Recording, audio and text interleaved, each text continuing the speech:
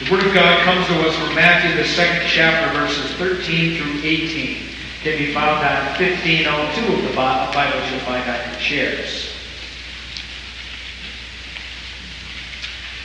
It was a good year ago when we looked at this weekend and we saw that Christmas Eve was going to be on Saturday night, and Christmas, of course, is falling on Sunday, as it's wont to do about every 7 years.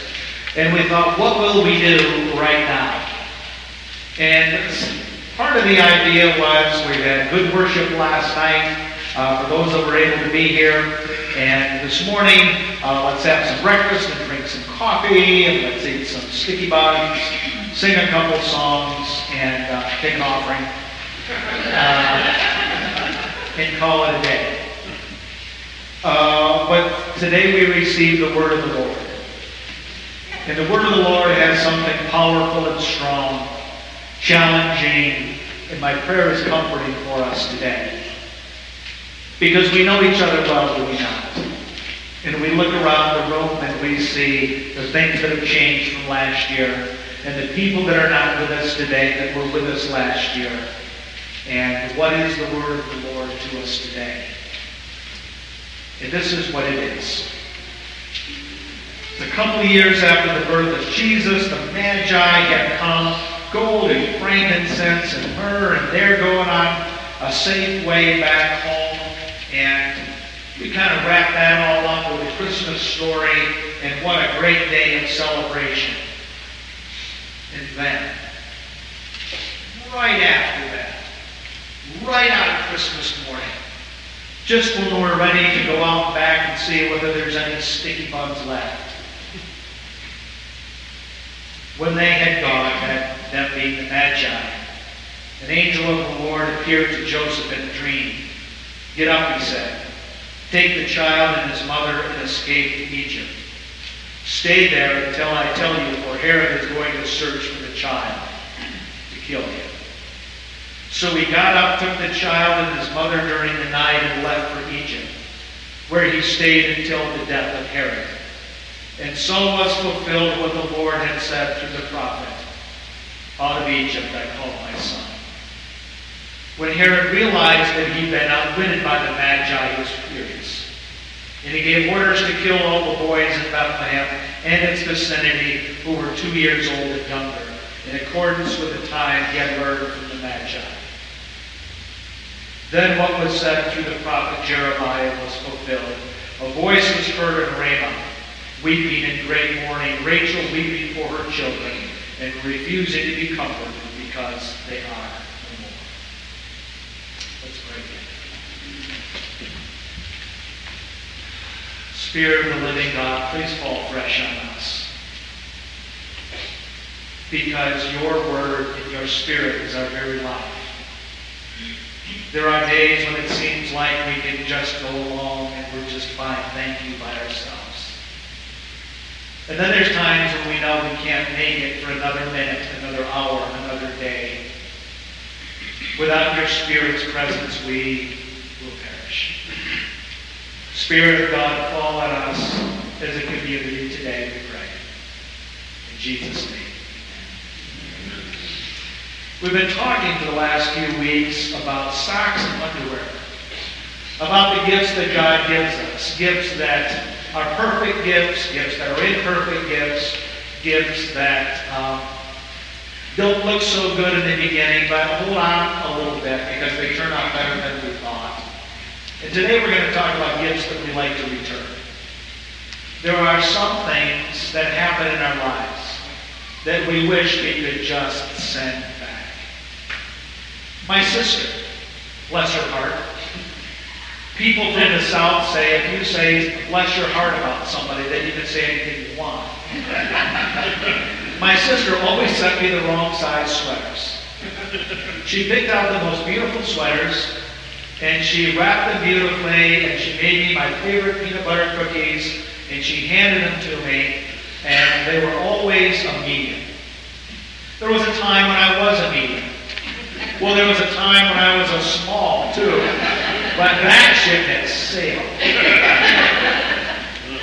And year after year after year, she would give me these beautiful sweaters that came from her heart, and I would say thank you. And I hoped that one day she would look at me and say, partly because of my peanut butter cookies, you don't look so medium anymore. But I never had the heart to tell her that I wasn't medium. So I just returned them with a bigger size. There's some things that happen in our lives that we just wish we could send back. It's not what we want. It's not what we need.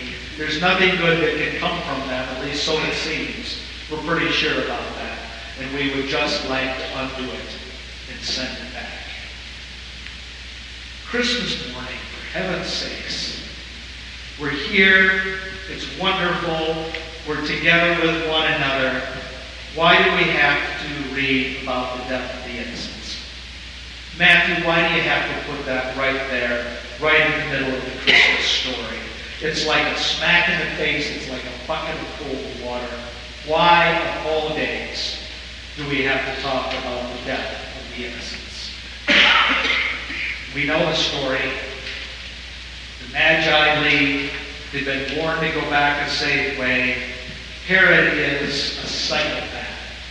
Anyone, including his family, that he even begins to think is a threat to his throne, he has to destroy, even his family. And he has heard that this one is now called the King of the Jews, and that is way over the line. And so it's about 2 years since the star, 2 years since the birth of Christ, and so he sends the command. All the boys, 2 years and younger, let's just be on the safe side. Let's just destroy them all. Why do we have to read this? Sure, there is a huge account here of the provision of God, and the leadership of God, the protection of God, the love that the Father has for the Son to take him to Egypt, of all places. This is a reverse Exodus. You see that? Where the people of Israel had before with Moses come out of Egypt, and they've gone into the promised land to be saved. But now Mary and Joseph and Jesus are in the promised land, and they're being sent back to Egypt. It's backwards. The place that was safe is now dangerous. The place that was dangerous, the place of evil, the place of sorcery, the worst place that a Jew could possibly go, is now the place of safety. And the Father instructs them. Joseph in a dream. Go back to Egypt to fulfill Scripture.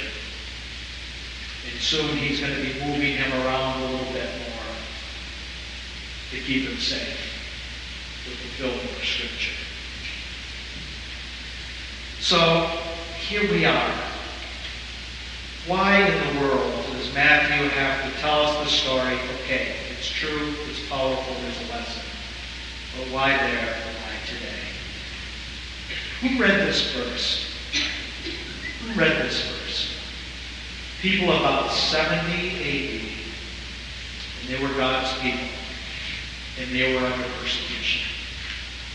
They were losing their loved ones. Nero's in power, and he's using all the power of the throne to destroy any Christian that he can.